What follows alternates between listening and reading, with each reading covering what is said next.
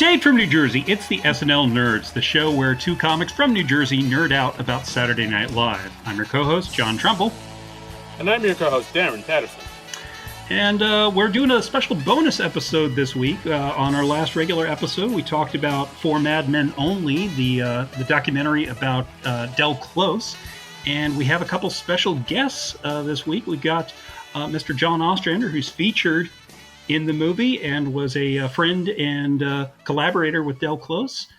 And we also have Mr. Bob Greenberger, who is a writer and former editor at DC Comics. And he also worked with John on the Suicide Squad. So we're going to talk about both of those. So welcome, John and Bob. Thanks for thank you. coming in. Thank you. My pleasure. Yeah. I think a good place to start is...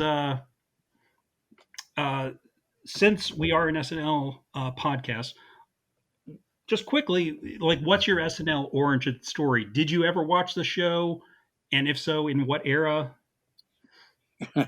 So I am so old. I saw the very first show way back when.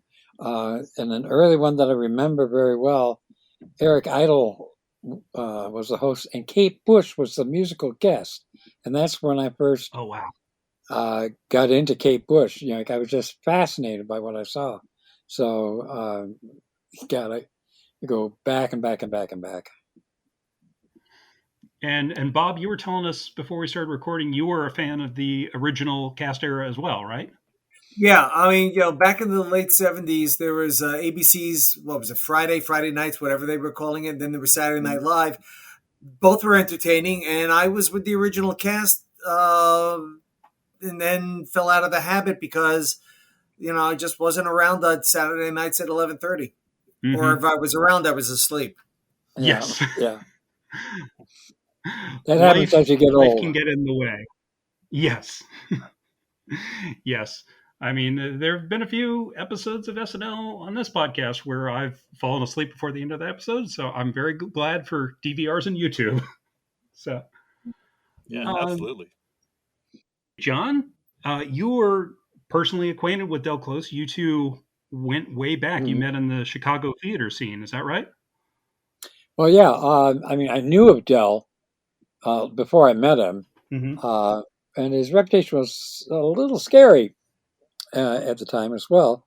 But we met while doing Christmas Carol at the Goodman Theater.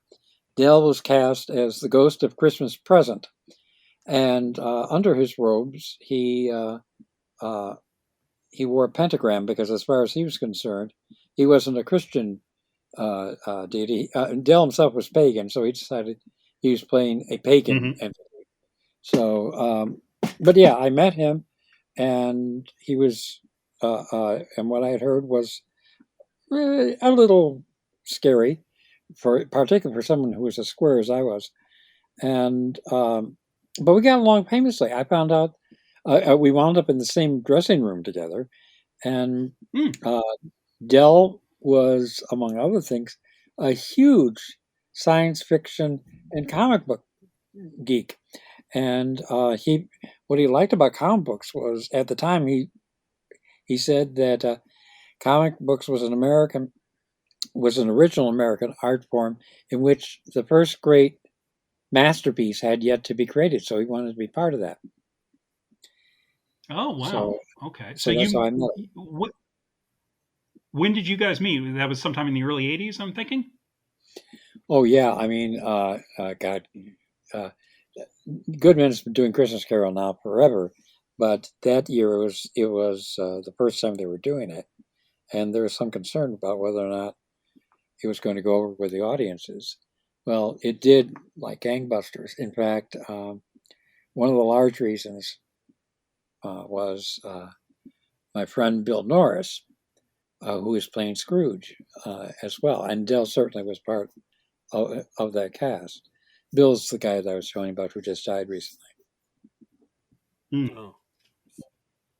My condolences. So, boom. And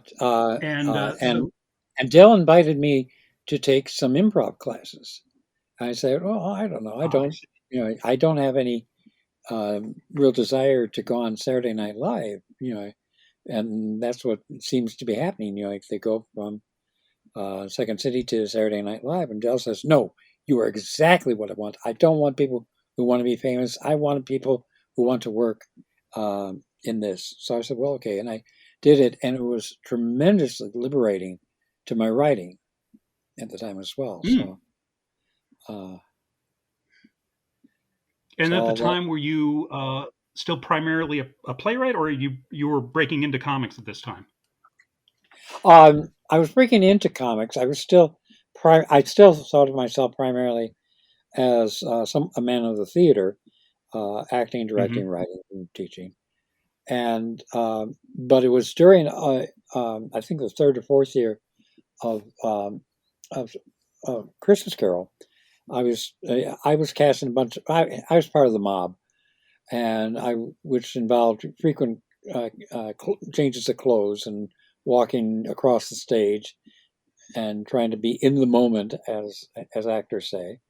And one time when I was doing that, my mind went, you could be making a lot more money at your typewriter writing comics right now. And that's around the time that I said, I'm retiring from acting and from theater. And I just became full-time writing in comics. Okay. Wow. And like around the same time that you were starting up Wasteland with Del Close, you were also starting up the Suicide Squad with your editor, Robert Greenberger, who is our other guest today. Who had a lot to do with my coming to DC. Indeed. So Bob, how did that come about? Mike Gold slipped me $100 and said, "Get him out of here." No, seriously. I really enjoyed John's work on Grimjack and Starslayer, and was keeping an eye on his stuff, and then got the pleasure to meet him at conventions. And then I guess it was 1985 at the Atlanta Fantasy Fair. John and I had the first Comics and DC Comics table adjacent to one another, and we just started talking, and we had meals and struck up a really good friendship and decided we wanted to work together. And it sort of grew from there. Nice. So, I mean, John, from what I understand, Suicide Squad was the first thing you pitched at DC, or did that miniseries Legends come first? Almost simultaneously, but I didn't pitch it. What I was after was Challengers of the Unknown, which is one of the great titles in comics, and still is. I mean, Challengers of the Unknown. And Bob says, "No, you can't have it. Another guy's got dibs on it." And then he tells me, this Jeff Loeb fella. Yeah. So I wasn't going to be able to get anywhere near it. So he says, "Look, we got this other title that ran for 5 issues in an anthology book in the 50s. Nobody is after that, and you can do whatever you want with it." I said, "Okay, what is it?" And he says, "Suicide Squad." And I said, "What a stupid name. Who in their right minds would belong to something that calls itself Suicide Squad?" And he set me out to think about it, and then I did. And I went, well, maybe people who don't have a choice. And who doesn't have a choice? Convicts.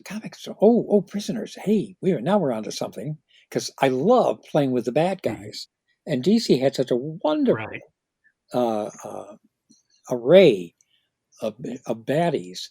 And I always loved when they would do a supervillain book, like Secret Society of Supervillains, or even the Joker book. And Joker had his own book for a little while. And so I pitched that to Bob, and it's sort of like Mission Impossible and the Dirty Dozen crossed with supervillains. And lo and behold, they said, "Hey, that might work." The other thing about this is that it wasn't just the supervillains. I wanted some low-hanging fruit from the heroic side. People who might be in need of redemption, or characters that were likely not to be used by anybody else that we could play with. So it really was a mix, which was unique for comics at the time. Yeah, you really did have the heroic characters like Bronze Tiger or Nightshade or Nemesis mixed in with unrepentant criminals like Captain Boomerang and Deadshot. Mm-hmm. Yeah. Yeah, and it was actually Bob who pushed that, and he was right. And the mixture, I think, really helped bring the team together. And then what I did also was I created a specific character to be the top kick on it. You know, the person who was running the whole show, and that was Amanda Waller. Right, right. Who I understand Amanda Waller was partially based on Nell Carter, at least visually, right? A little bit, but also on some other people that I knew, some black women that I knew, and I wanted somebody who had no superpowers themselves, who was black, who was female, who was middle aged, and of a certain heft, because to my mind, that would convey the idea of a certain power to her. You know, like I mean, Amanda's superpower is her will, her unbreakable, unshakable will. Bob, I think the best cover we ever did that showed that was when it's just Amanda and Batman, and she's backing him up against the wall with one finger in his chest. Yes, no question. I mean, that defined her. That was a Jerry Bingham cover, if I remember Absolutely. correctly. Yeah.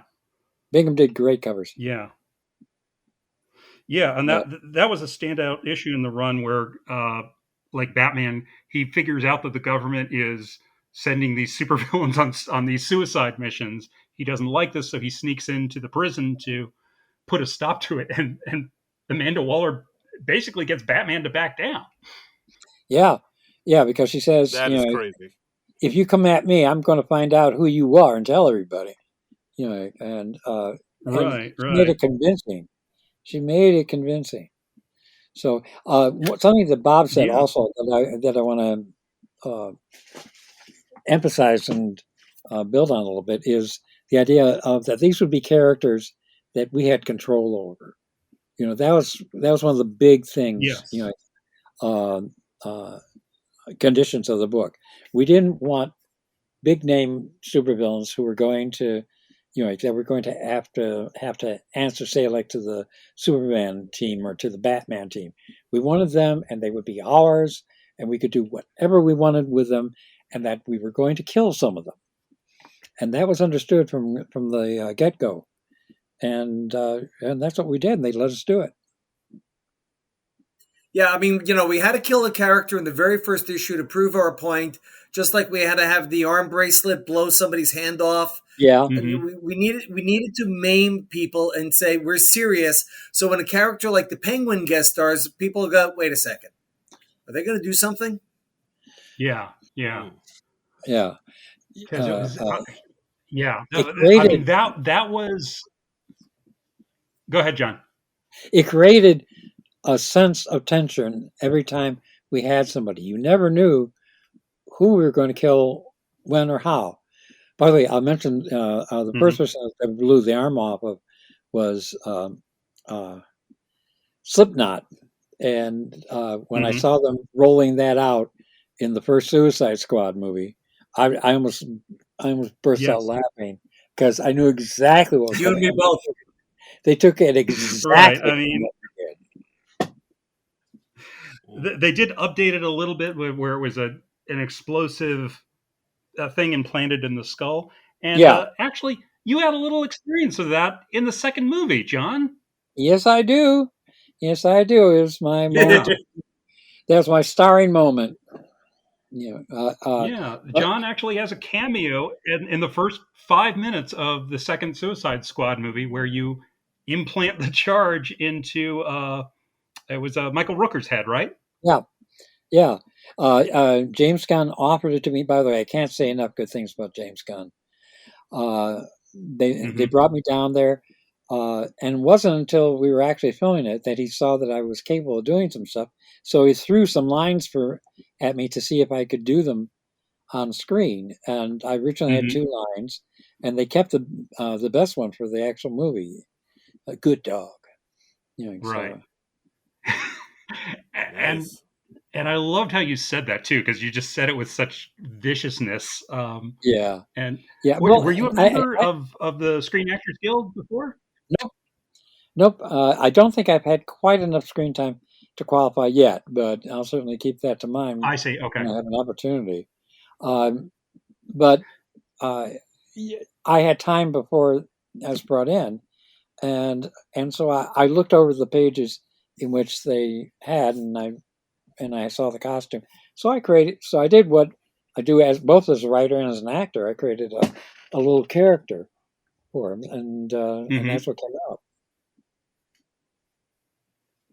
That's great. That's great. I knew you were going to have a cameo in the movie, but I didn't know it would be like at the very beginning of the movie. So I was very thrilled to see you on screen. And it's also so rare when a creator has a cameo in a movie like that they get a speaking part.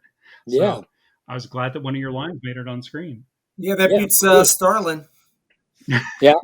That's right. That's more. No, wait. Yeah, Jim Starlin did have a line. He did have a did line. he? I forgot. Yeah, he had one line in Captain America's focus group and then Endgame Encounter group. Yeah. Oh Yeah. right. He asked something. I think. Yeah. I can't remember. But still, I mean, John is blessed because he was invited to the set for the first film. Had a building named after him in the first film. Yeah. Gets to be in the second film. I think it is such respect on the part of the filmmakers for the source material, and I just was beaming each time I watched these movies. Yeah, me too. I mean, they knew that James Gunn especially knew the source material backwards and forwards. He got it. I mean, one of the things they talked to me about how he really thought it was the Dirty Dozen. And that's what he wanted to do, the Dirty Dozen with supervillains. I said, yeah, okay, you got it. And I just enjoyed being with him. I enjoyed the experience. I enjoyed watching the movie. Yeah, that's really good. I was also really impressed. I saw when James Gunn and the cast were making the rounds on the late night talk shows. I think it was either on Jimmy Kimmel or Seth Meyers. He actually mentioned you by name, which I was very heartened to see. I mean, you hardly ever see a director mention the comics at all, but he not only mentioned the comics, he mentioned you. I think he mentioned Kim Yale as well, who was your late wife and your co-writer for the. Well, also on opening night, at the premiere in Hollywood, James Gunn got up and introduced all the people from doing who created the movie and the actors and all that, and he saved me for last. I was the last one mentioned. Nice. And he said that without him we aren't here. So I had to get up and wave to the audience a little bit. So, but that was amazing. That was how sweet. Amazing. That's wonderful. That's great to hear. James Gunn really seems like good people. Fantastic. So you I mean, how long did you get to spend on set? Just a day or two, or just a day or two? They brought me in the day before, and I got measured for my costume, and then they brought me over to the sound stage, and James Gunn and his production staff, and as I come up to them, they all start bowing, going, "We're not worthy. We're not worthy." I told them, "Stop! Oh, stop!" That's great. Another SNL reference. Very nice. Yeah. So that's and really I got cool. to How many of the actors did you get to meet? I met. Nice. Well, obviously Rooker, and there were a couple of others. Oh God, his name went right out of my head. The guy who plays Polka Dot Man. Oh, David Dalzlachian. Yeah. Yes. Yeah. I think he's a comic book nerd too, and so he came over, and he is. So that was really nice. So I think I even signed some comic books for him. So. That's great. That's great. Yeah, and then of course I met others Yeah, he's a at the party after the opening. Mm-hmm. So, I mean, I was particularly surprised in the second film they killed off a couple of the mainstays from the comic book version. yeah. And that was shocking to me as a comic book fan. Well, yeah, it's the same general principle. You know, if the message it sends, if we're willing to kill them off, who else are we going to kill off? And that keeps that constant tension in the film. You don't usually in stories like these, in comics like this, in movies like this, you go, well, they're not going to kill off so and so because they're a big name, they're a big deal. I mean, Captain Boomerang, like, no, they're not going to kill him off.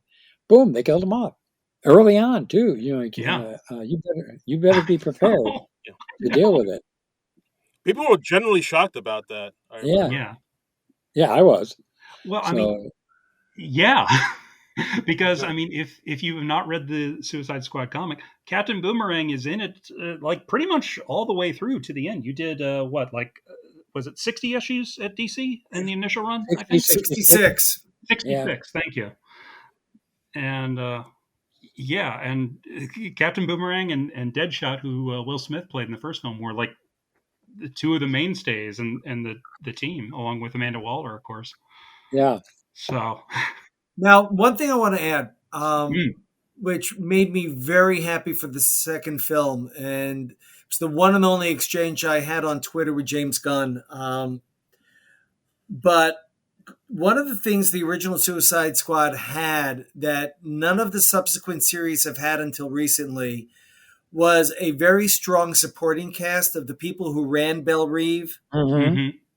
And when I heard that they actually had Johnny Economos, one of the Belle Reve people in the second film, was like, whoa.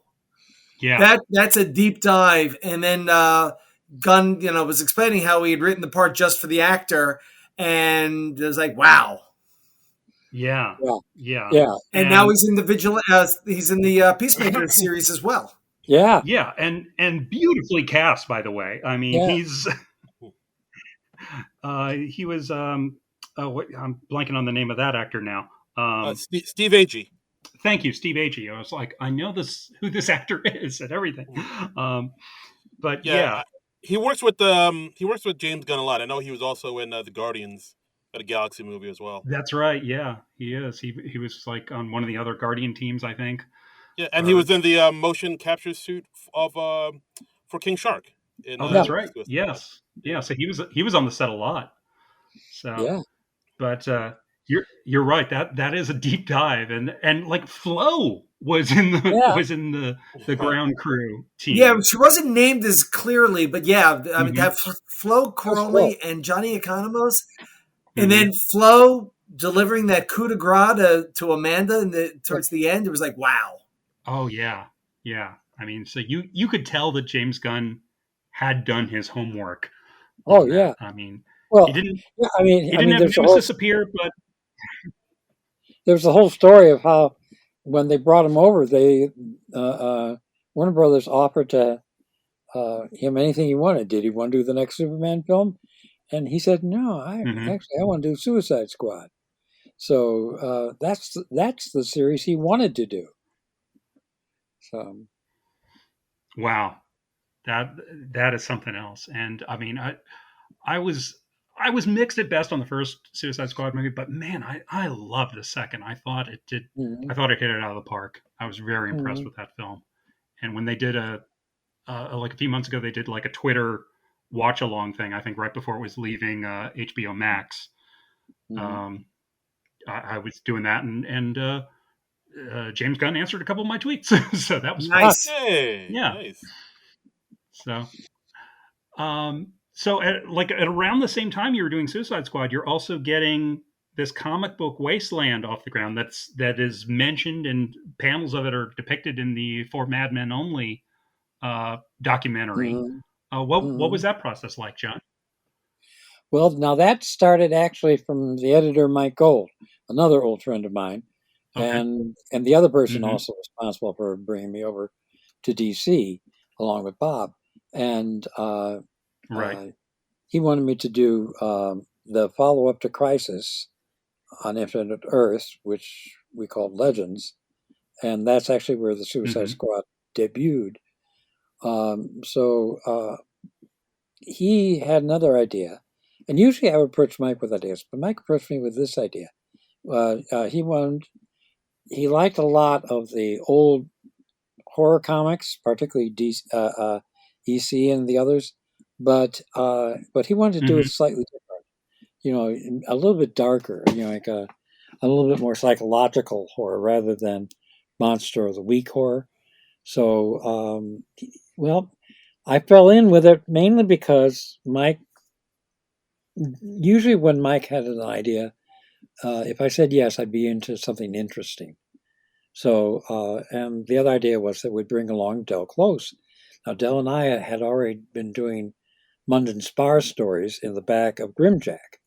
So, and Del, of course, being a big science fiction and horror fan, this appealed to him a lot. So, and then the idea would be rotating artists, which sometimes we played with, or Mike played with, because sometimes one artist wasn't quite available for the given slot, and he'd bring in someone else very interesting for it.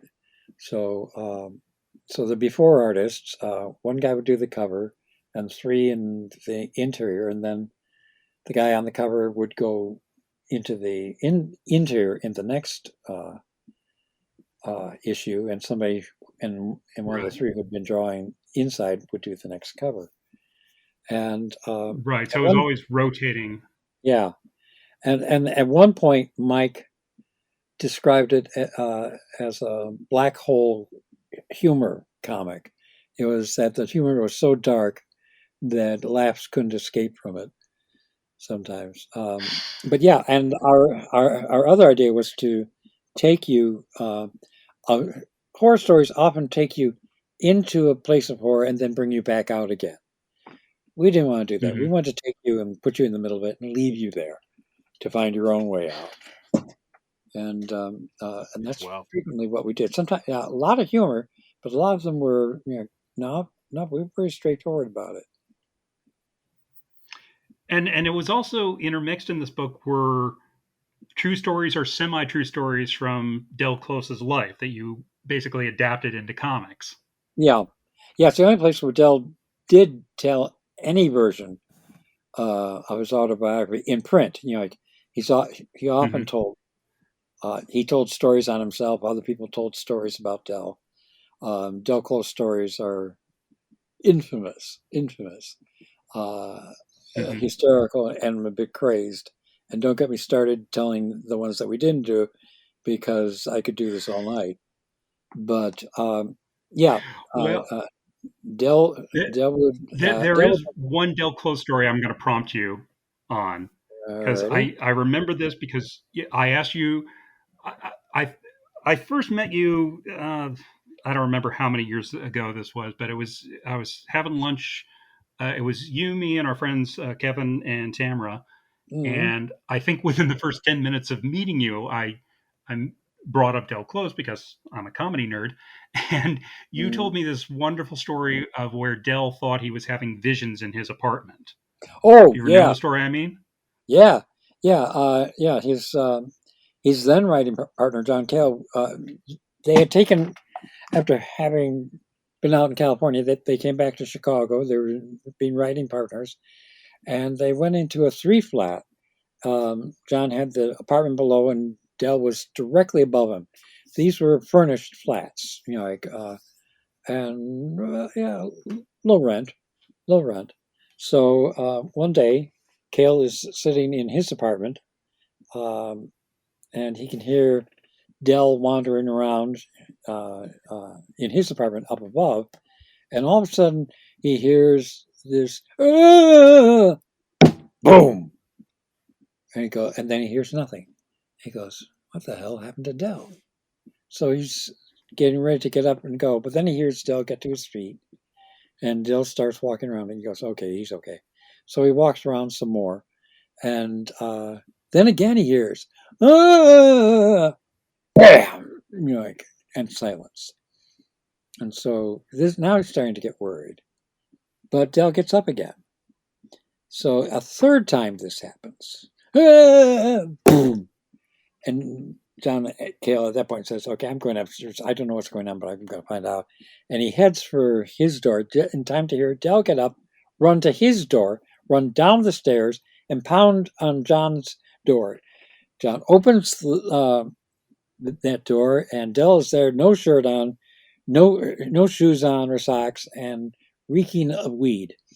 And Dell's going, John, you got to come upstairs. I've just found a way to knock myself out with my own thoughts. And John says, okay. So they go upstairs and they get settled. And John goes, and Dell goes, now I have to walk a certain pattern. And so he starts walking. And sure enough, he gets to a spot and he goes, boom, and falls out, and he's knocked out, alive but knocked out. So John goes over to check on him, and he sees a burn mark on the bottom of one of Dell's feet. Now, then he starts checking around. There were rugs on the floor, but worn and about worn out, and somebody had rigged a extension cord from one side of the room to the other, and had gone under the rug, and it was worn at the point, at the point where the rug was worn. So basically, Dell was electrocuting himself. Jesus.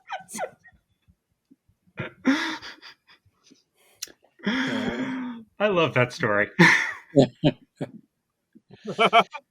Wow. Yeah. I will also say that's a great story. I also have to say, by the way, now they've told a funny story about Dell. I will also mention that I think Dell is one of the lesser credited geniuses of comedy, and his impact on comedy from both his days at Second City and then at I.O. Has had a tremendous influence on comedy in America, maybe internationally, not only with the people that he directly influenced, but the people that they have influenced and the people that those people have influenced. Dell is a seminal source in terms of comedy and improvisation. Absolutely. I mean, just the people that he had a hand in training. John Belushi, Dan Aykroyd, Tina Fey, like all the SCTV people. Bill Murray, yeah. Chris Farley, George Wendt. I mean, the list goes on.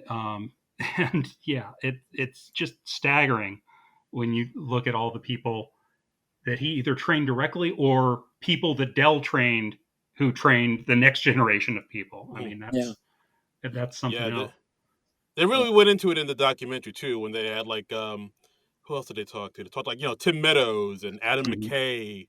I believe Jason Sudeikis they talked to too. Amy Poehler.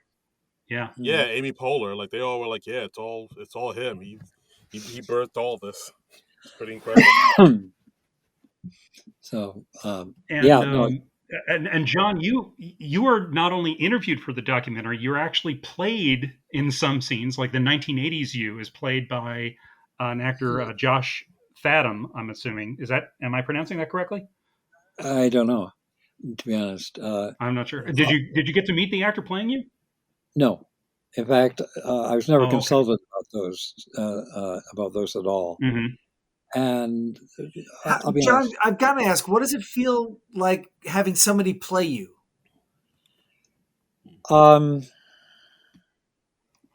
Okay, I'll be honest. I don't care for those scenes very much. It's a documentary. I thought they did you a bit of a disservice. Yeah. I mean, in one of the scenes, they have Dell, me, and Mike sitting together plotting. Mike was never in on the plotting sessions, or sending me out to get something to drink while he and Dell talk. that never happened. And makes me a Right. little bit like I'm just typing things. No, Dell and I were full Yeah. partners, and in a certain percentage of the time, if Dell wasn't there, I did the entire work myself. So Yeah, because I mean, I've gone through the issues of Wasteland. There are several stories, particularly in the later part of the run, where you have a solo credit. It's not Ostrander and Del Close. It's just John yeah, Ostrander. yeah. So And in those scenes, like they kind of portray you like, oh, gee, I'm just happy to be here. And I was like, I doubt it was like that. no, it wasn't anything like that. Dell and I had already been working together for some time, like I said, on Munden's Bar. It was that Mm-hmm. collaboration that brought that made Mike think that we could do this together as well. My job also was Dell's contributions would range everything from an idea, which I would then work out, to basically almost full scripts, which I would format Right. to be in the comic book medium. So Dell's contribution waxed and waned, but always interesting. And I just didn't feel that something that fictional should be in a documentary. Yeah, I agree. They also had a scene that allegedly took place at DC Comics, and I visited DC Comics in the '80s, and Bob, you of course worked at DC in the '80s, and what they put up is just this basic generic 1980s office, and I'm like, that looks nothing like how the DC offices look. Well, I'm sure they were on a budget, and Sure. we were highly stylized offices, so I can understand the fakery there. Yeah, but the way they depicted Jeanette Kahn wasn't correct either. Yeah, she was the publisher. So. Yes, I mean it was that for me was one of the funnier scenes in the movie, just because I knew it was like remarkably inaccurate. Yeah. So I don't think they served themselves well on it, but the rest of it I do like. So it's not like I hate the whole thing. It's just that there's some. I think that was a misstep. Yeah. I did like James Urbaniak as the young Dell, though, but I'm sure you have your own opinion on that. Yeah, no, actually, it was a reasonable interpretation of Dell, although Dell was nowhere near that age at that time. And Dell was close to 50. Wow. So, okay. It took a lot of liberties. So. Yeah. And I suppose that's going to be the case in, just about any dramatization, certainly, and in a lot of documentaries as well. So, I mean, do you have any other stories about putting together Wasteland back in the day?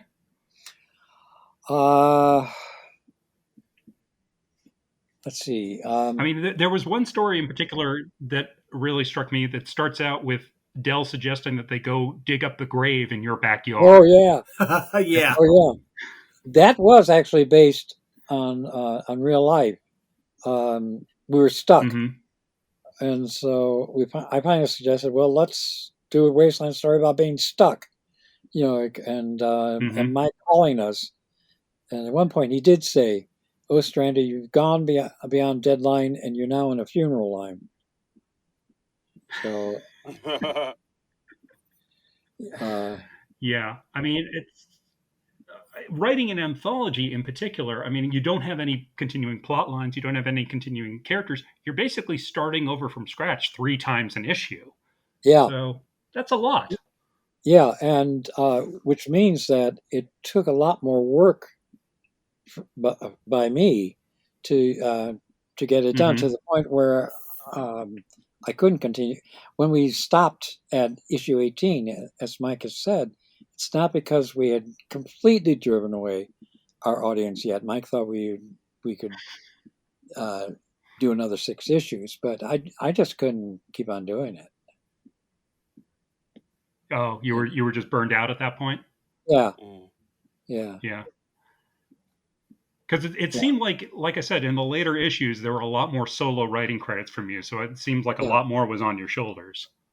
Yeah, although the very final issue, Dell taught the Herald a form of improv in which you take scenes, and then by the end of it, you reincorporate elements of all the scenes to bring it all together. And that's what we did for the final issue. We created a Herald out of Wasteland, doing bits and pieces and shtick from all previous 17 issues as much as we could. Right. Yeah. Yeah, you did have a lot of callbacks in that last issue, and that was pretty interesting to see. And you're just tying together all these different elements. That was that was cool. Yeah, and it was interesting. Mike Gold, I think he wrote in the text piece in the first issue. He's like, "Well, if we're doing our jobs properly, we'll be canceled after 8 issues." Or that might have been something that you said, John. Yeah. No, that was 10 issues beyond that. Yeah. That was a basic attitude. If we're really doing it right, we'll drop below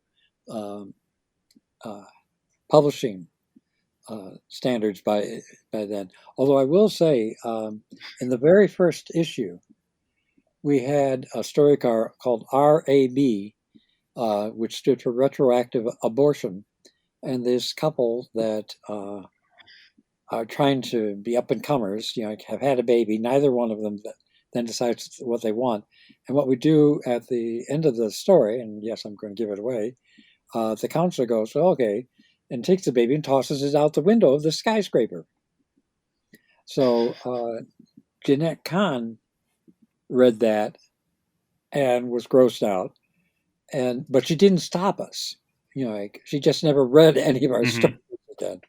And one of the things Mike likes a lot about the RB story is that according to who you talk to, it's either pro-abortion or anti-abortion. So wow. We could offend both sides. Equality. Well, that's an accomplishment. Right. Yeah. I think my favorite is Dissecting Mr. Fleming, in which a young boy... That's one of the ones I read as well. Ty Templeton drew that. Ty Templeton drew it wonderfully.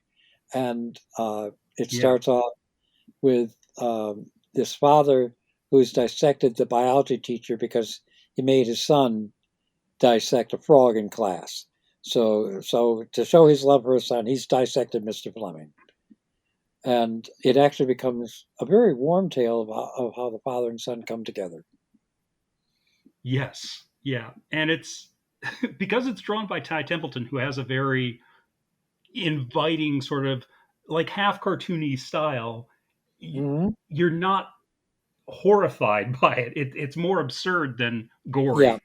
Yeah. And it's charming in a dark sort of way. Yeah, exactly. Which itself is disturbing. You get to the end of it, that the two have gotten away with it, and you're not sure if you approve of that. Yeah, it is a different type of horror story because it was, the EC formula for horror stories back in the 1950s was usually like, twist endings or shocks or bits of gore, and you were doing something more psychological a lot of the time.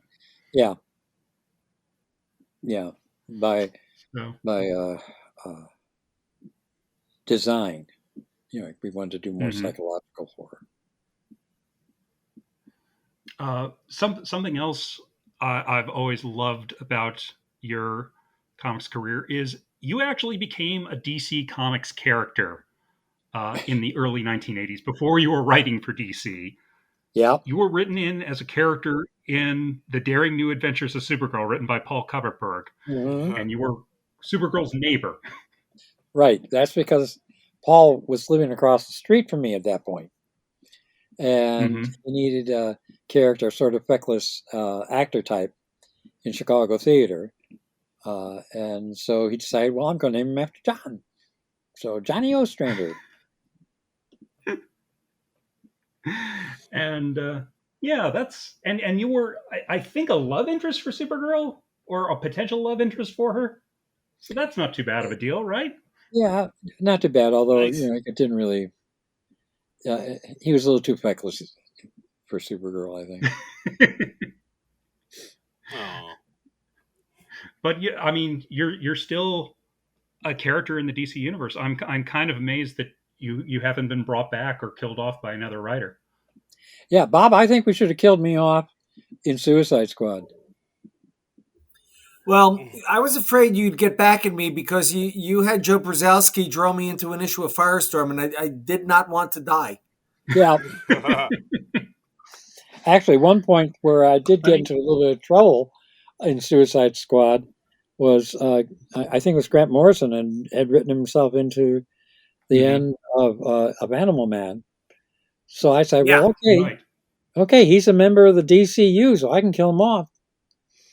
We didn't call him Grant Morrison. We called him the writer, and the character Right. had a typewriter, a small computer attached to him, so he could type out what was going to happen next. And he died when he got writer's block. So Wow. I'm amazed that Grant Morrison never brought the John Ostrander comic character back in an issue that he was doing for DC to kill you off in retaliation. Yeah. I don't think he was too amused overall. And yes, it was a little bit petty on my part. So I should not, I will say I should not have done it. It was a good gag, but no, I should. It is a very funny scene. It is a very funny scene. And something else that's notable, like you and Kim Yale, who joined you on writing Suicide Squad, you two basically brought Barbara Gordon back as a viable character after she was eliminated as Batgirl. Can you talk a little about how that came about? Yeah, that happened in The Killing Joke, and I have the vastest respect for Alan Moore and Brian Bolland. You couldn't ask for more consummate prose in it, but in it,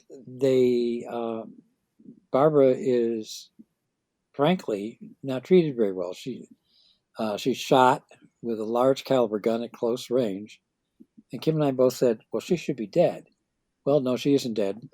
Now she's crippled, and we said, "Well," we asked the Bat Office if they could give her to us to use in Suicide Squad, and they said, "Yeah, sure. We got no plans for her." So we went, "Well, okay." Yeah, I mean, go ahead. For perspective here, Alan Moore wrote that script for Brian Bolland around 1984 for Len Wein, the editor.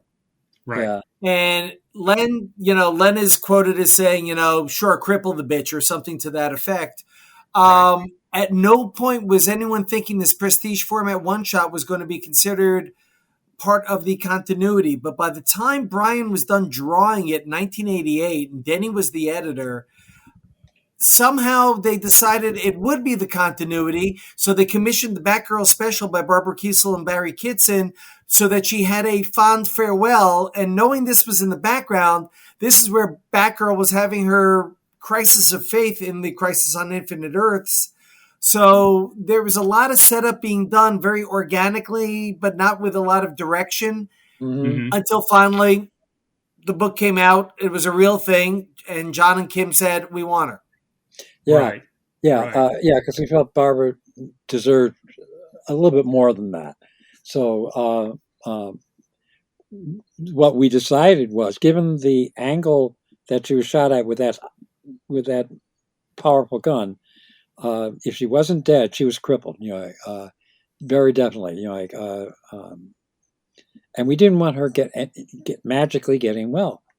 We wanted that to be a consequence of what had happened, deal with the consequence. So we were going to keep her in a wheelchair, and we looked into her background, into her continuity, and Barbara was all over the place, in terms of what she had done. But at one point, she was very versed in computers. So we said, well, look, let's make her the information broker. And if we do this right, lots of writers at DC are going to want to use her because she solves a problem. How does a given character learn something that they have to learn? Well, either you have to show it in the plot, or they call Barbara. And so we created this character, and we called her Oracle, and then we eased her into the storyline. We made her a mystery for a while. That Oracle was this person who even Amanda Waller didn't know who she was. So, and then finally we revealed that it was Barbara Gordon. The fun thing there was, we started with her in Suicide Squad 23, and by the time we revealed it in number 38, we're talking 15 months later. These days, nobody has that kind of patience. No. And I don't remember the circumstances, but John was particularly busy at one point, and I was asked to step in and script over his plot for Suicide Squad 38, which was predominantly a Bronze Tiger origin, but we did have the reveal that it was Barbara in that issue. So it was kind of an interesting time. Yeah. Oh, that's right. Yes, I was forgetting that you wrote one issue, Bob. Yeah, so it... periodically when John was in demand, so every now and then he needed help. I did the same for him on a Firestorm issue during the Invasion crossovers. Yeah. Yeah. At one point I was writing 4 books a month, and I think there's one month when I actually did 6. That was insane. And I couldn't do that today, that's for sure. But I think the only running story thing that we did that was as long or longer, and Bob, this is one of my favorite routines that we did, was, what I'm talking about, the pie in the face. And we had that plan from the start. Amanda Waller got the first one, and then Captain Boomerang got the second one. But we revealed at the end that Boomerang was actually the mad pie thrower, and he had thrown a boomerang pie, so he would get hit by it, and no one would think he was the actual pie thrower. And we milked that just ungodly. You did. The pie thrower subplot went on for quite a while. I mean, you would think with a book like Suicide Squad, it's very grim and fatalistic, and it was that at times. But you also had this weird undercurrent of humor running through it as well, which I think is part of what made James Gunn such a wonderful choice to direct the sequel to the movie. Oh yeah, I mean, to me, one of the things about the book was it was a dark humor. Yeah. And we had very twisted characters. When we brought in Punch and Julie, for example, they were just wacky. This loving couple that were just off the walls. Yeah. Yeah. I love one of my favorite moments with them. Well, they were all on a plane going off to some sort of mission, and Punch and Julie are fooling around, and they disappear down below the seats, and then you hear Punch say, "Now I'm going to make you eat this salami," and she goes, "Ooh." So, and you can make of that whatever you want. Hey now. Approved by the Comics Code Authority. No, we were beyond authority. If I could get it past the editor, that's all I asked. Bob, did he try to get away with a lot?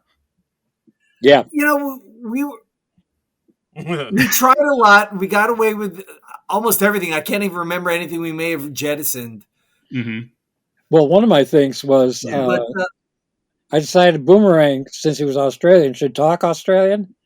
So I got several books on the lingo, and I kept on throwing in dirty words or something like that you would only know if you were Australian.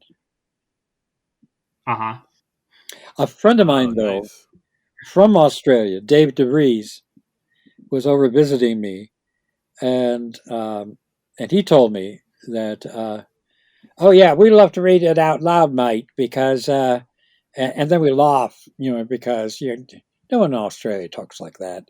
I said, but I got it from Boyd. And he says, yeah, but nobody actually talks that way. I went, so that's when I started toning it down. Yeah. I mean, you did have an issue where Boomerang goes to Australia and he's expected to be greeted as a conquering hero because he helps fight off an alien invasion.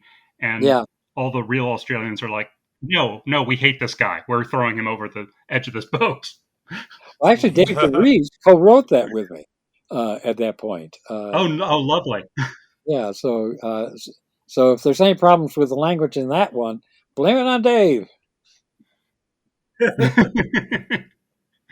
But I mean, that was really a fun thing about Suicide Squad as a reader, because I was like a teenager reading at the time that these were coming out in the late 80s, early 90s, is you really developed a lot of these villains were basically like gimmick characters. Like Captain Boomerang, he had all these trick boomerangs. And Deadshot had a really cool character, but he wasn't terribly developed. And you gave Deadshot an actual death wish, which was a really unusual thing to read in the comics at the time. And well, I never thought he actually had a death wish. I think he didn't care. Mm-hmm. He didn't care if he lived or died. Well, you would know. Yeah, I actually got the idea for that from an interview that I saw. They were interviewing an actual hitman in prison, and had the coldest eyes of anyone I've ever seen, in real life or film and TV, and his whole basic attitude was, I don't care if I die, so why should I care if you die? And I took that for Deadshot. Wow. Shit. That's really something else. Good. That chills just hearing it. Yeah. And then we do talk about getting dark. The miniseries? The miniseries. Thank you. Yeah, one of my favorite projects. Oh God, that one just came out so well. I mean, and what was amazing is that the readers really didn't think we were going to go where we went, although we kept on telling them, no, we're headed here. We're headed over here. Yeah. And also Luke did, I think, some of the best work of his career, because he also inked himself. Luke McDonald. When you have to see, Luke McDonald. And when he inked that, you really saw what Luke was all about in terms of his art. It was very cool to see Luke inking himself, because it did give his art a whole different look. Not that Carl Kiesel and the other people inking like Bob Lewis didn't do a great job, but Luke rose to the occasion. He so loved the project. Mm-hmm. He came in and he had the 1, 2, 3, 4 design idea for the cover. Yeah. And also at the end of issue 3, Deadshot has been going to, his son has been kidnapped, and he's going to kill everyone who did it and save his son, which doesn't happen. Mm-hmm. The kid's killed, much to the reader's what? Yeah. What? And he finds out that, and Lawton finds out that his own mother is behind it all. And so on the last page, he's ripped off his mask, and it's a full page close-up shot, and he's screaming, "Ma, I'm coming home, Ma!" And I just thought that was one of the most effective pages that I've ever been connected with. And Luke just... I mean, that was a wonderful page. Yeah, because, I mean, that whole story, if you've been reading genre fiction for any length of time, you're expecting the story to zig. You guys zagged hard in the other direction. Yeah. And probably my favorite Suicide Squad story is when Deadshot returns to the book right after that mini. And you have the whole thing with Senator Cray, who also got a shout out in the last movie. Yeah.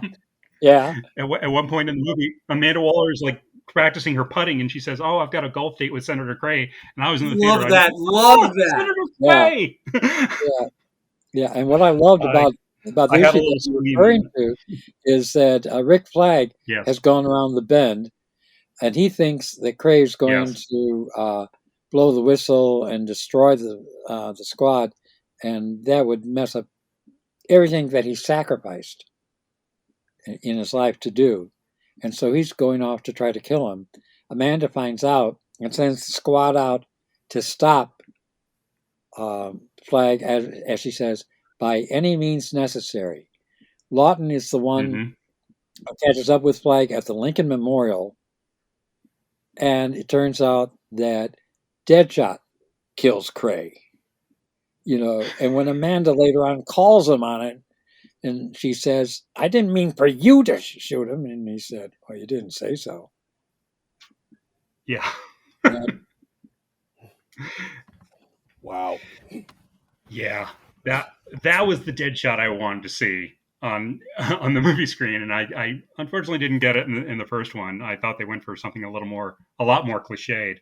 So, but we always have the comics versions, which is so. Yeah, that I do feel sorry for David Ayers, the director, on it, because Deadshot or Deadpool had come out, and Powers that Be decided to redo the squad so it would appeal more to that, and they gutted it, as far as I can tell. I mean, I haven't seen I've only heard rumors about what Ayers was planning, but most of the problems that you see with the first squad movie is I blame on higher ups.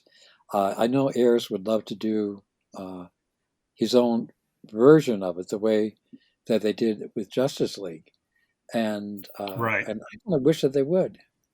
I'd like to see. There's been a lot of talk about it. I'd love to see it. Yeah.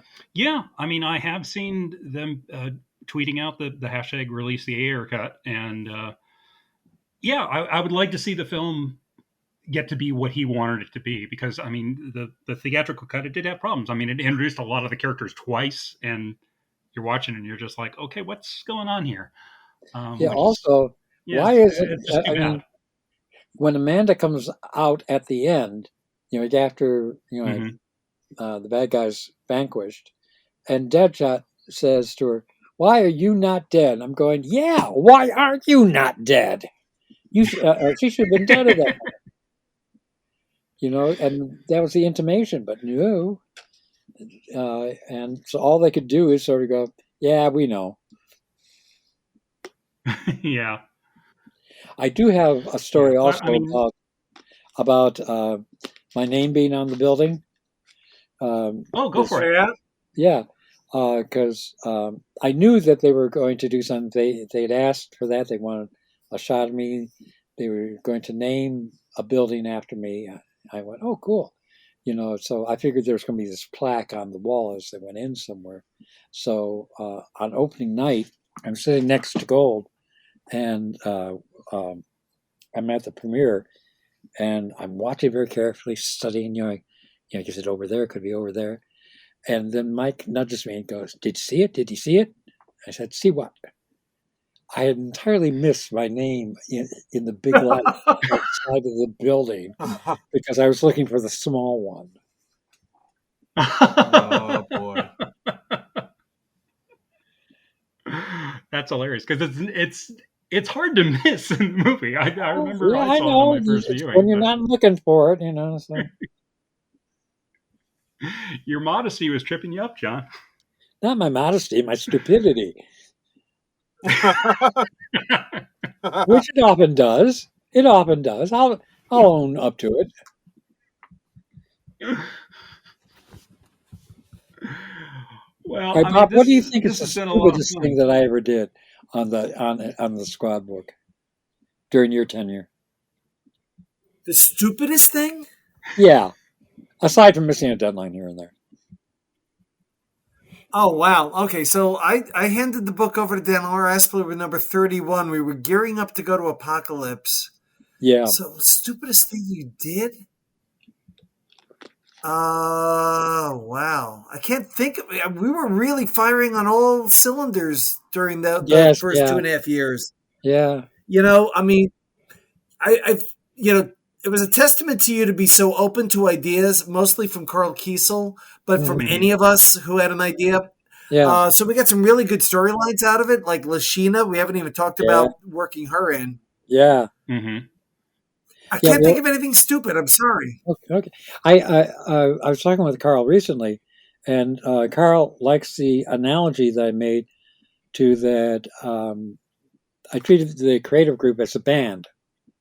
Like we all have our part, like our instruments to play, but I wanted to hear from everybody on it in terms of the songs we were singing, putting stuff together. And I reserve the right to be, the lead on it, but I would always listen to any ideas. And Carl used to send me these long letters that I called Kiesel epistles, and and some ideas I took and some I didn't. And I understand he was like a big booster for bringing in Lashina, who was one of the female Furies. You brought her into the book as the Duchess, sort of like a female Yeah, Rambo type. yeah, That was another long storyline that we just teased out for over a year, 2 years yeah, actually, and just had a ball. Mm-hmm. yeah. Like you said, people don't seem to have the patience for that anymore. It's really too bad because if you do stuff like that, it's a payoff for the regular loyal reader, someone who stays with you. If you do it often enough, they go, okay, they may have something else planned here. Yeah, Absolutely. yeah. I mean, I think it's probably different today because so many writers these days they're writing more for the trade paperback collection, so Yeah, they're writing in like 6 to 8 issue chunks, and they're not really playing the long game the way you yeah, did back in the day when a trade paperback collection wasn't a foregone conclusion. yeah. Although you can do that, I mean, I had uh, Mm-hmm. a lot of our storylines. We would do a story and conclude that plot, but yeah, then we would do intricate interior subplotting, and it Mm-hmm. you can do it. You can do it. It's not a problem. I will say Yeah. there was one point where because we would read a lot of newspapers and try to identify what flashpoints were coming in the world and try to set a story there. And I had a friend who called me up at one point and she said, John, where's the squad going to be next summer? I said, why? And she says, because I'm planning my vacation now and I don't want to go where they're going because they might show up. Yeah, you actually, I think you've said that when you were conceiving the book, you were like, "Oh, this is pretty edgy stuff. We've got the federal government Yeah. releasing super criminals to go on suicide missions."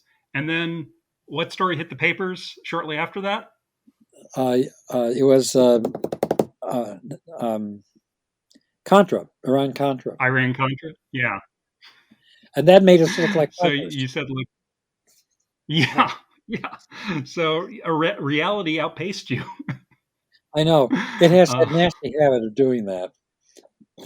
But I remember we yeah, did I one mean, story set in the Mid East along with the Israeli band of superheroes that we created called the Hayoth. Uh, mhm. and Yeah. and right around this time that it came out, things flared in the Middle East. And right around the Temple of the Mount. And we had that as part of our plot. So at that point, yeah, it was a little. Actually, I've told other people too. Hmm. Is that the very first issue, the opening pages Mhm. of it has a terrorist attack on an airport when supposedly the president of the United States is landing. I don't think, Bob, that we could get away Right. with that. No. Yeah. Yeah. That's it reads differently today. Yeah, I Yeah, recently got there are 8 trade paperbacks from DC reprinting the entire run of the book. yeah, Unfortunately, omitting the Deadshot miniseries, but yeah. but they're well worth picking up.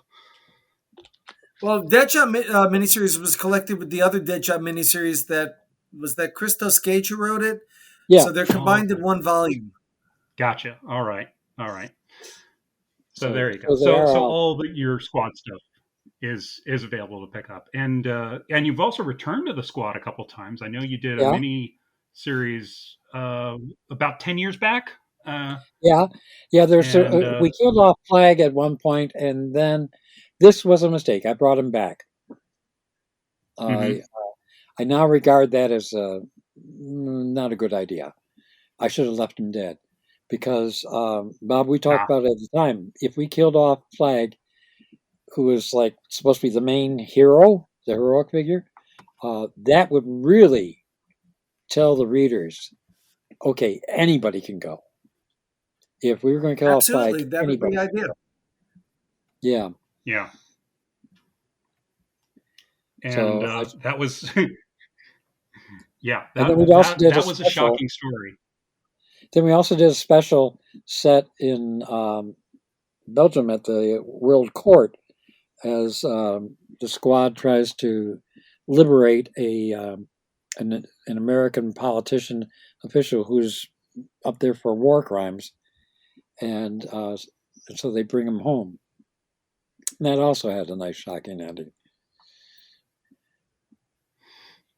Yeah, so I mean, if you want some great comic stories, pick up the Suicide Squad paperbacks. And I don't believe Wasteland has been reprinted in a collection, but you can still find those individual issues on the back issue market, I believe. Yeah, and some of them were on the digital site as well. Not all. Oh, yes. Okay, so you can go to Comixology or the digital comic service of your choice and find a few to download. Well, guys, this has been great. This has been so much fun walking down memory lane with you and hearing all your stories. So thank you so much for doing this. Well, thank you. Yeah, this has been incredible.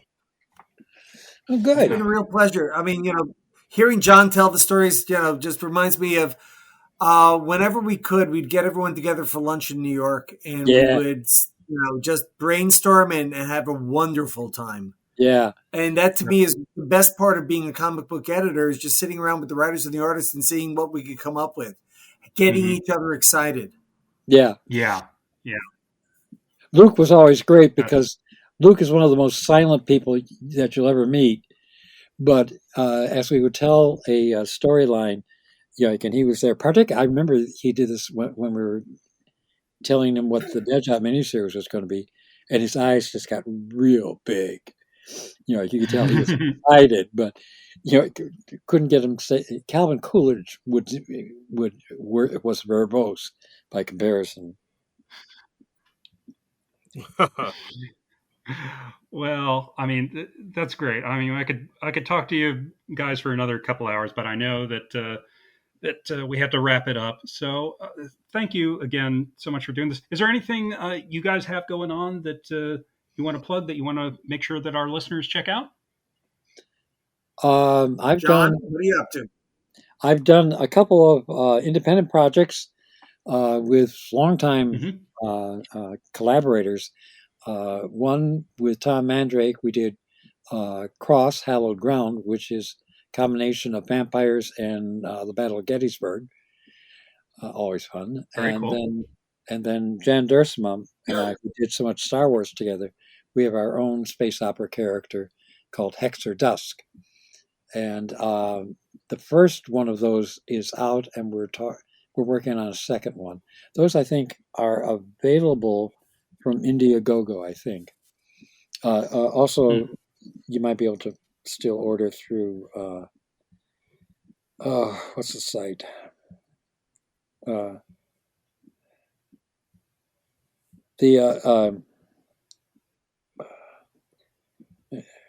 Well, never mind.